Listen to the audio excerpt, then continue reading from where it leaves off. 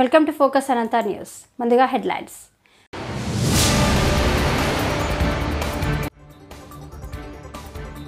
నర్సంపేటలో community reach programme.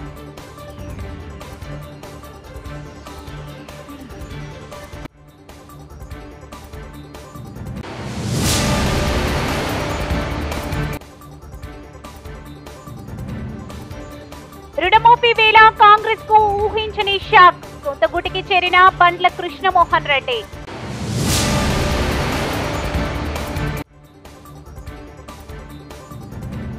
రైతు రుణం తీర్చుకున్న రేవంత్ సర్కార్. డెస్కప్ చైర్మన్ రవీంద్రరావు. దేశంలో ఎక్కడా లేని విధంగా తెలంగాణ రైతాంగానికి రుణమాఫీ చేసి రైతు రుణం తీర్చుకున్న ఏకైక ప్రభుత్వం రేవంత్ రెడ్డి గారి ప్రభుత్వం అని అన్నారు తెలంగాణ రాష్ట్ర cooperative apex bank chairman Marneni Ravindra Rao.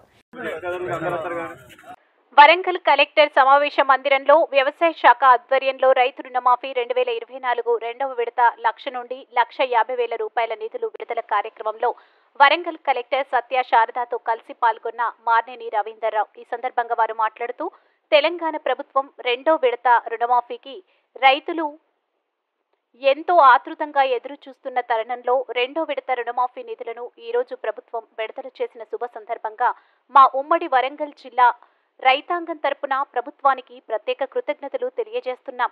ఇప్పటికే సహకార బ్యాంకుల ద్వారా మొదటి విడతలో వరంగల్ జిల్లా వ్యాప్తంగా 8,151 రైతులకు 35,89,00,000 మరియు ఉమ్మడి వరంగల్ జిల్లా వ్యాప్తంగా 23,841 మంది రైతులకు 106,71,00,000 రూపాయల రుణమాఫీ చేశామని అన్నారు.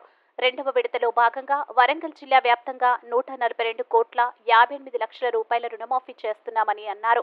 సహకార సంఘాల ద్వారా రెండవ విడతలో భాగంగా దాదాపు 76,52,00,000 రూపాయల రుణమాఫీ చేస్తున్నామని అన్నారు. ఆధార్ నెంబర్ ఇతర వివరాలు సరిగా లేకపోవడం వంటి కారణాలతో కొంతమంది రైతులకు డబ్బులు జమ కాలేదని, ఎలాంటి అపోహలు అవసరం లేదని, తప్పకుండా వాటిని పరిగణలోకి తీసుకుని వ్యవసాయ అధికారులతో సమీక్ష జరిపి అర్హులైన ప్రతి రైతుకు రుణమాఫీ చేస్తాం. అనంతరం కలెక్టర్ ఆవరణలో రుణమాఫీ చేసిన సందర్భంగా ముఖ్యమంత్రి రేవంత్ రెడ్డి చిత్రపటానికి రవీంద్రరావు రైతులతో కలిసి పాలాభిషేకం చేసి స్వీట్లు పంచుకుని సంబరాలు చేసుకున్నారు. ఈ కార్యక్రమంలో జాయింట్ కలెక్టర్ సంధ్యారాణి, జిల్లా వ్యవసాయ శాఖ అధికారి Usha Dayal, DCO Sanjeevareddy, DCCB central bank CEO Wazir Sultan, వ్యవసాయ అధికారులు, రైతులు పాల్గొన్నారు. కాంగ్రెస్ పార్టీ ఆ రోజు వరంగల్ డిక్లరేషన్ ప్రకటించిన విధంగా రైతు రుణమాఫీ 2 లక్షల వరకు చేస్తున్న మాట నిలుపుకొని అసాధ్యమైన దాన్ని సుసాధ్యం చేస్తూ భారతదేశంలో ఎక్కడ లేని విధంగా ఒకటేసారి ఒకటే విడతలో ఇచ్చినటువంటి దాఖలా ఏ ప్రభుత్వంలో కూడా జరగలేదు. అది మొదటిసారి కాంగ్రెస్ పార్టీ రేవంత్ రెడ్డి ప్రభుత్వంలో మాత్రమే సాధ్యమైంది.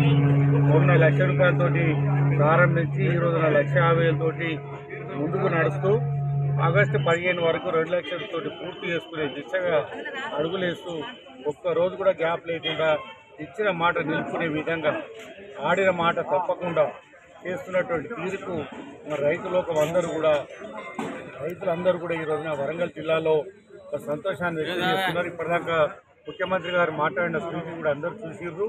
అందరూ కూడా సంతోషాన్ని వ్యక్తం చేస్తున్నారు. ఏదైతే గతంలో ఇచ్చినటువంటి రుణమాఫీ ఏదుందో 2, 3, 4 సార్లు ఇవ్వడం వల్ల ఇంట్రెస్ట్లకు మిత్తులకి తగ్గిపోయింది కాబట్టి అది సరైన విధంగా రాలేదు, తృప్తిగా లేరు ఏ రైతు కూడా. ఈ రోజున ఎట్ ఏ టైం ఒకటే సింగిల్ స్ట్రోక్ తోటి ఇవ్వడంతో ఉన్నటువంటి రుణం మొత్తం మాఫీ అవుతూ తిరిగి మరి ఈ వ్యవసాయ సీజన్లో వర్షాలు పడుతున్న వ్యవసాయ సీజన్లో మరి తిరిగి పంట రుణం ఇస్తున్న బ్యాంకులందరూ కూడా ముందుకొచ్చి ఇవ్వడంతో ఆనంద బాష్పాలు వస్తున్నాయి. అందరూ కూడా సంతోషాన్ని వ్యక్తం చేస్తున్నారు.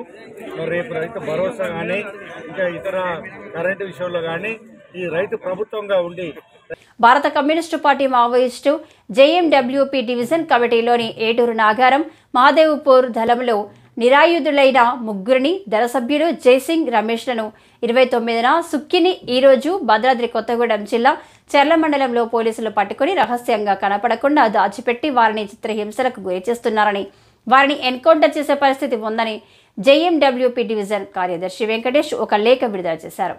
నిరాయుధులుగా ఉన్న దళ సభ్యులను వెంటనే కోర్టులో హాజరుపరచాలని, వారికి ఇలాంటి ప్రాణహాని తలపెట్టిన ప్రజాప్రతినిధులకు శిక్ష తప్పదని ఆ లేఖలో పేర్కొన్నారు. ఈ ఘటనను ప్రజాస్వామ్యవాదులు, మేధావులు, బుద్ధిజీవులు ఖండించాలని ఆయన కోరారు. Long live, long live.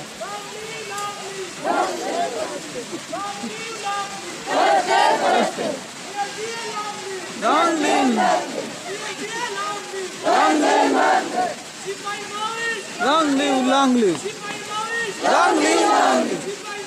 Long live, long live. Let's take.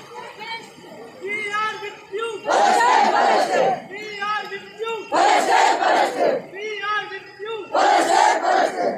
Long live PSDF. Long live PSDF. Long live PSDF. Long live PSDF. Long live PSDF.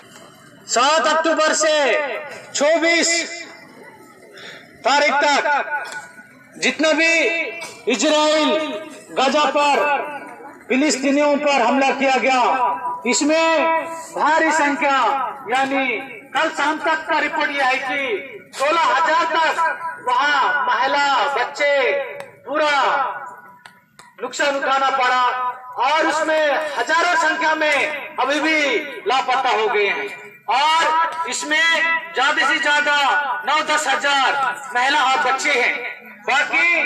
बाकी मचा रहा है। मचाने के बाद भी, भारी नुकसान उठाने के बाद भी प्रधानमंत्री अपना भारत देश के नरेंद्र मोदी, फासिस्ट नरेंद्र मोदी चुप बैठे हैं और ये फिलिस्तीनियों के समर्थन में ना होके इजराइल को समर्थन दे रहा है। इसमें ब्रिटेनी साम्राज्यवाद, अमेरिका साम्राज्यवाद पूरा साठगांठ से इजराइल को हमला करवाने के लिए उकसा रहा है और हमला इसमें अस्पताल में भी हमला किया जा रहा है और घायलों को भी इलाज नहीं मिल रहा है, दवाई नहीं है।